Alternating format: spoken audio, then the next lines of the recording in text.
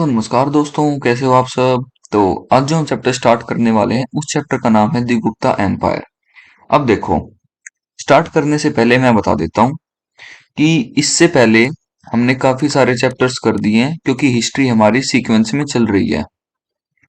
वैदिक एज हो गया हमारा, रिलीजियस मूवमेंट्स बुद्धिज्म जैनिज्म वाला, महाजनपद एरा हो गया, मौर्यन साम्राज्य हो गया, मौर्यन साम्राज्य के कौन कौन से किंगडम्स आए थे वो वाला चैप्टर हो गया।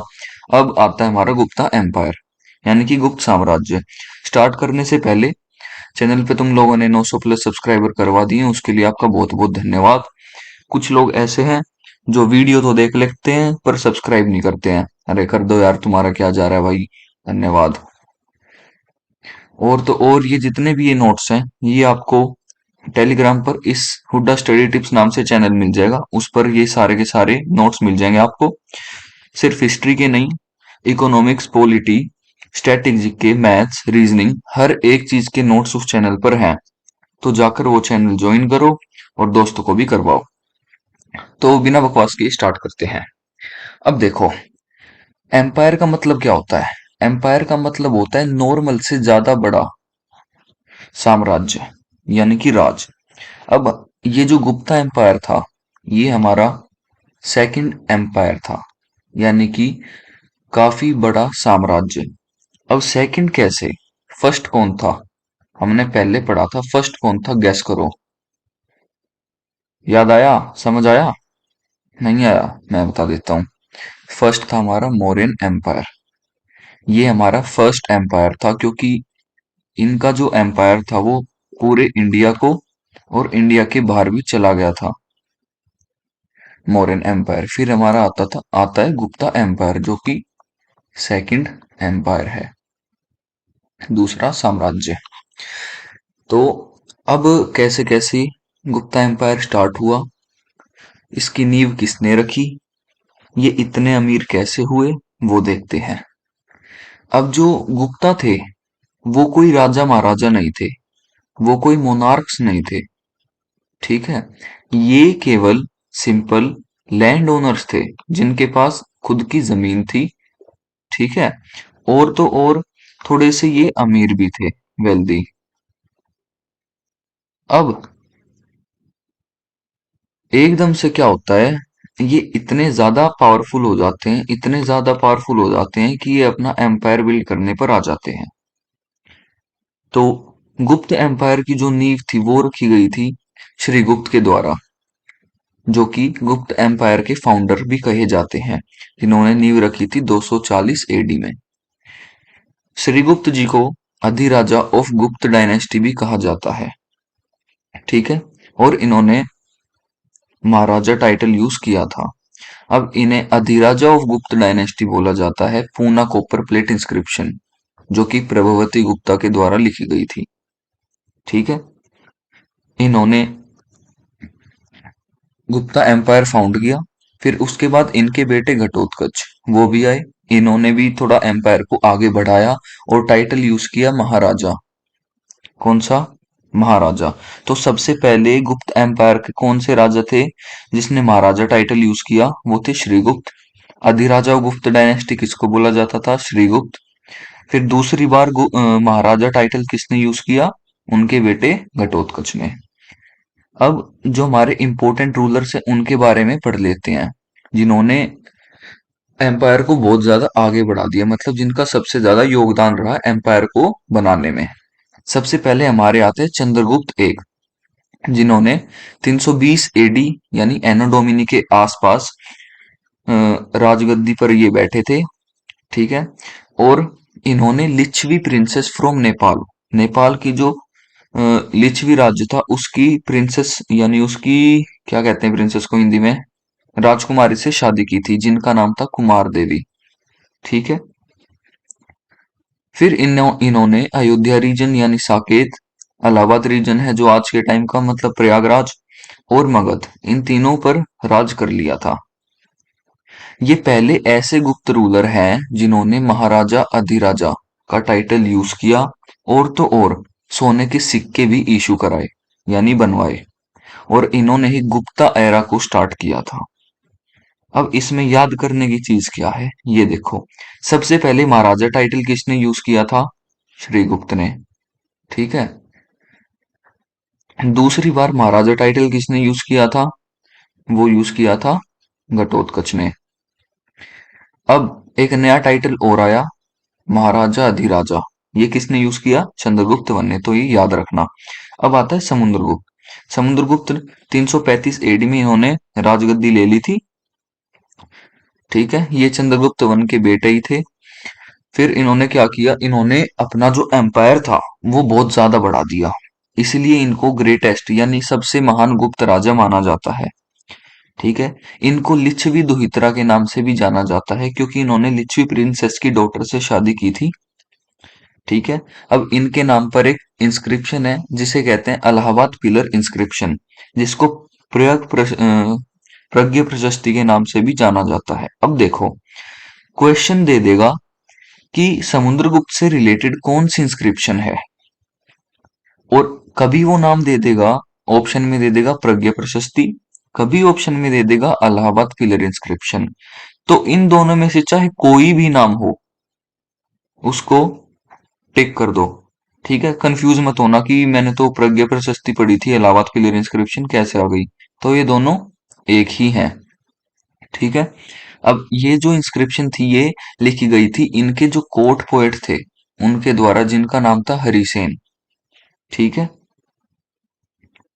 तो आगे बढ़ते हैं। जो समुद्रगुप्त थे वो नेपोलियन ऑफ इंडिया के नाम से भी जाने जाते हैं। ठीक है। अब नेपोलियन कौन थे? आप सबने नाइन्थ क्लास में पढ़ा होगा नेपोलियन के बारे में। ठीक है।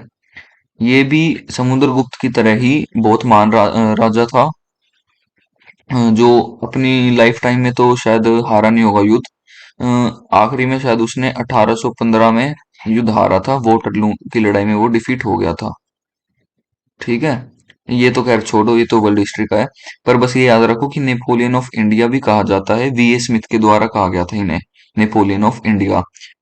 अब देखो, जिसकी लाठी उसकी भैंस। समुद्रगुप्त कब आया? 335 एडी में।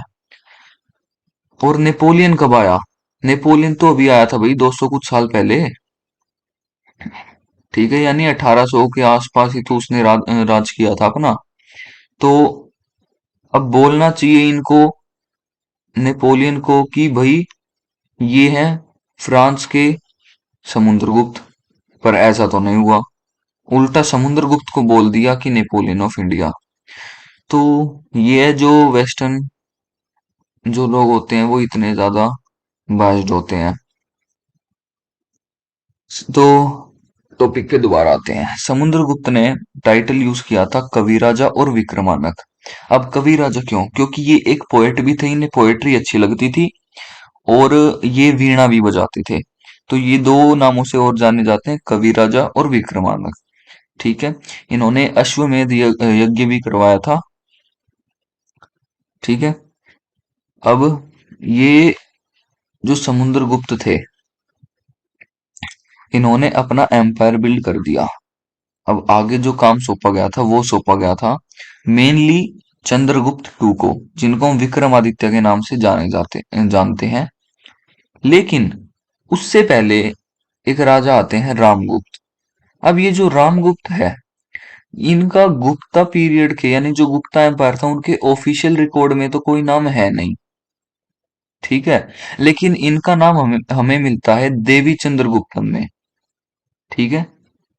जो कि एक प्ले है, तो ऑफिशियल रिकॉर्ड्स में नहीं है, लेकिन इस प्ले के अंदर हमें इनका नाम मिलता है। तो अब इनके बारे में पढ़ते हैं।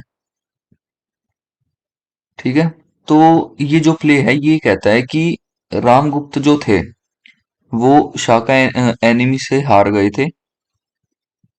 ठीक है। अपने जो शाका के कोई भी जो किंग थे हमने पीछे पड़े थे, उन्होंने इनको हरा दिया था।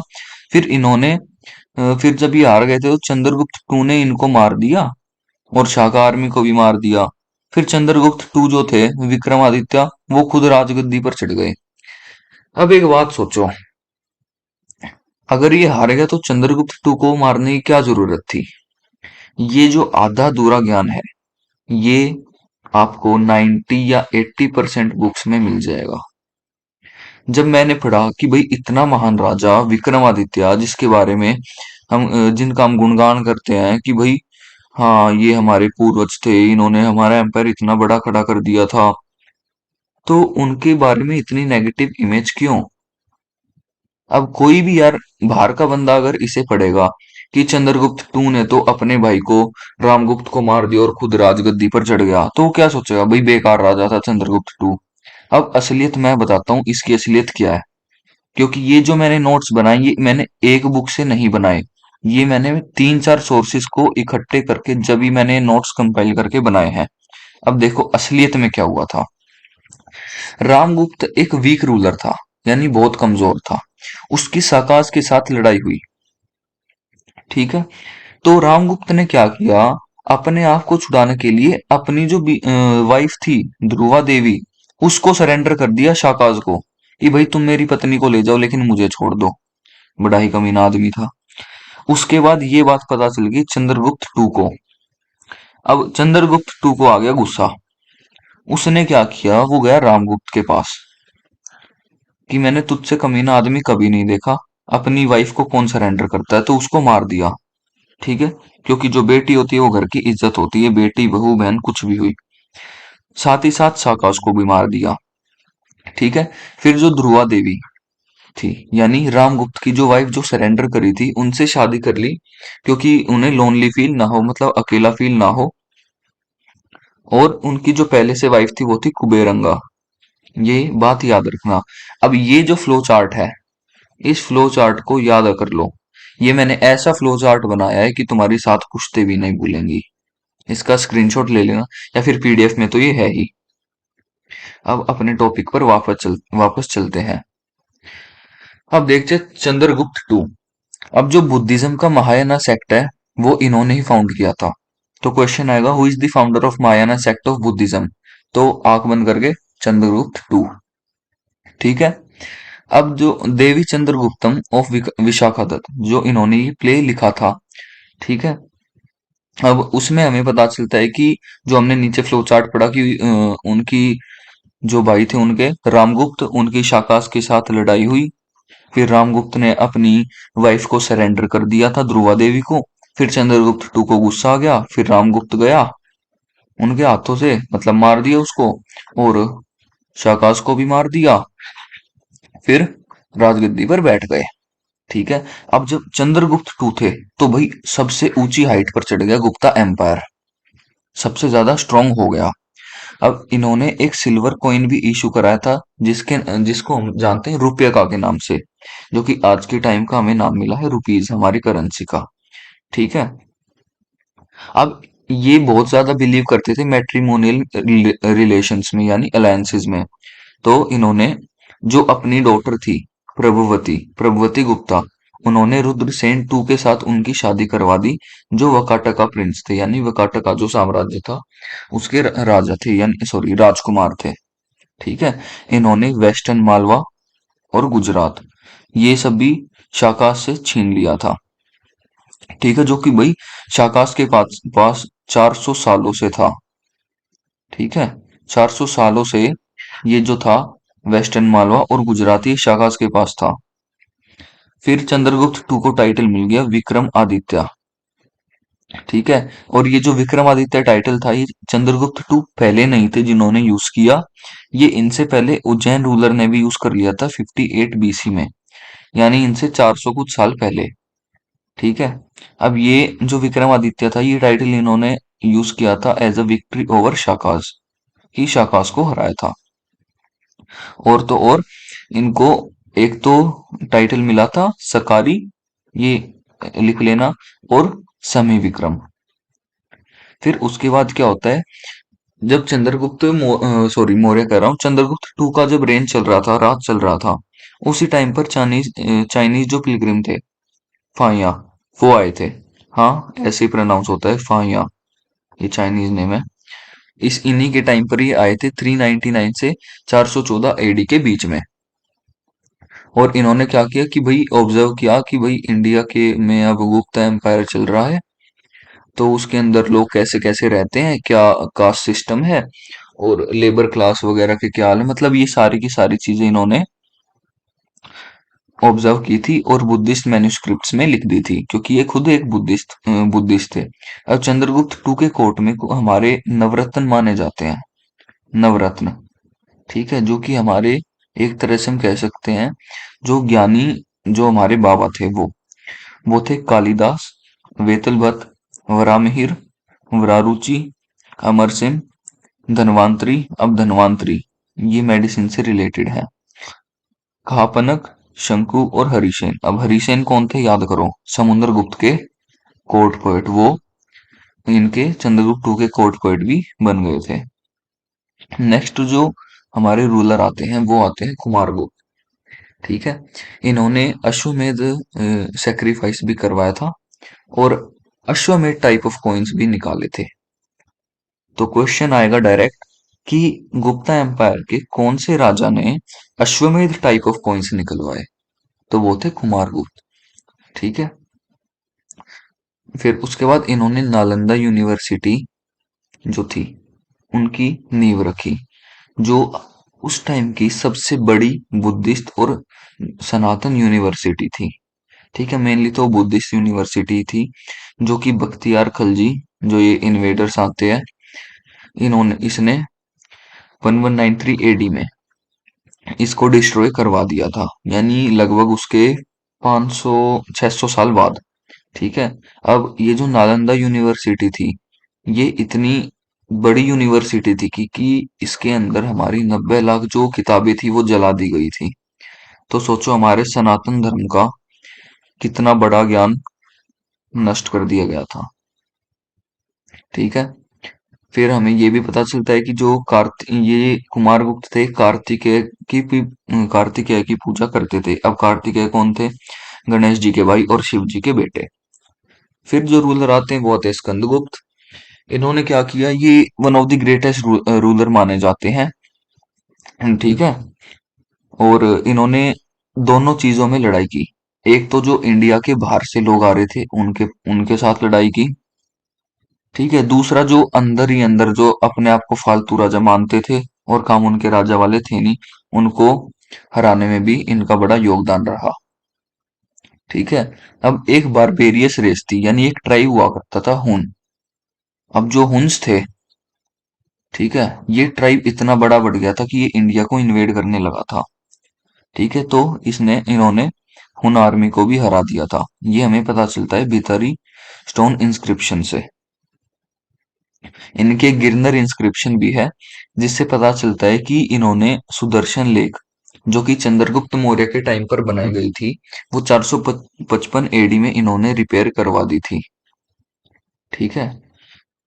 तो अब ये दूसरे रूलर हैं जिसने सुदर्शन लेक को रिपेयर करवाया था। अब पहले रूलर कौन थे वो सब तुम लोग कमेंट सेक्शन में बताओगे, ठीक है। और ये जो लेक इन्होंने रिपेयर करवाई थी, ये बस 2 महीने लगे थे इनको रिपेयर करवाने में। तो सोचो उस टाइम पर कितनी ज्यादा हमारे पास वेल्थ होगी कि एक लेक, जो कि एक यार नेचुरल सोर्स है, लेक है, वो कोई छोटी चीज नहीं है, उसको सिर्फ 2 महीने में रिपेयर करवा दिया। आज के टाइम पे तो घर भी एक एक दो दो साल में बनते हैं। तो इनकी डेथ हो गई थी 467 एडी में। फिर इनके बाद बहुत वीक रूलर्स आए थे जो पढ़ने की जरूरत है नहीं, तो गुप्ता एम्पायर ऐसे ही फेड हो गया था रैपिड पेस, यानी जल्दी जल्दी। तो हमने ये जो ये इम्पोर्टेंट रूलर्स थे वो सब पढ़ लिए। एक बार दोबारा से वो चार्ट दिखा देता हूँ आप सबको। रामगुप्त जो था उसकी लड़ाई हुई शाकास के साथ।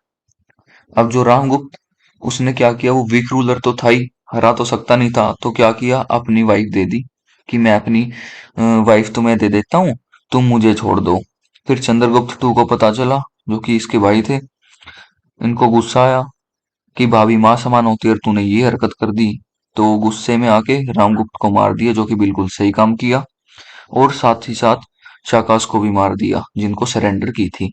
फिर इन्होंने क्या किया, ध्रुवा देवी से शादी कर ली। और पहले से ही इनकी जो वाइफ थी वो थी कुबेरंगा, जो फर्स्ट वाइफ थी इनकी। अब ऐसी जो क्या कहते हैं ना, ब्रेन वॉशिंग की जाती है, आधा अधूरा ज्ञान दे देंगे किताबों में, ठीक है, फिर पता चलेगा हमें कि भाई ये तो बहुत ही बेकार रूलर था। ठीक है, सेम टू सेम ये इन सब ने किया था अशोका के साथ। ये बोल दिया कि इसने तो अपने 99 भाइयों को मार दिया था, तो ये बहुत ही बेकार रूलर है। अरे भाई, इसका कोई हिस्टोरिकल एविडेंस है ही नहीं, तो हम कहाँ से मान ले कि भाई को मार दिया। तो यही, कोई भी अगर आप ऐसी चीजें देखो, तो मैं ये नहीं कह रहा कि बेकार रूलर नहीं थे हमारे धर्म में, बहुत थे। पर जैसे कि अजत शत्रु हमने पढ़ ही लिया था मौर्यन एम्पायर के टाइम, वो सॉरी, मगध हिस्ट्री में। तो उसके ऊपर थोड़ी आप लोगों को भी रिसर्च करनी चाहिए। तो बहुत बहुत धन्यवाद। अगला चैप्टर जो है उसकी वीडियो में डाल दूंगा एक दो दिन में। आज के लिए इतना ही। चैनल को सब्सक्राइब करो और टेलीग्राम चैनल को भी ज्वाइन करो। बहुत बहुत धन्यवाद। मिलते हैं अगली वीडियो में।